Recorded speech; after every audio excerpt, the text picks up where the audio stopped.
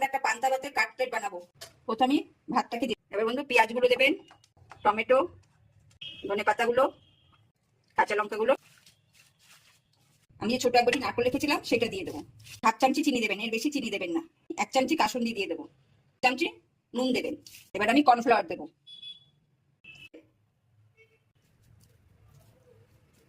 করে এরকম ছেড়ে দেবেন। সব এরকম করে ভেজে ভেজে লাল লাল করে একটু ভেজে তুলে নেবেন। সব কাটলেট ভাজা হয়ে গেছে।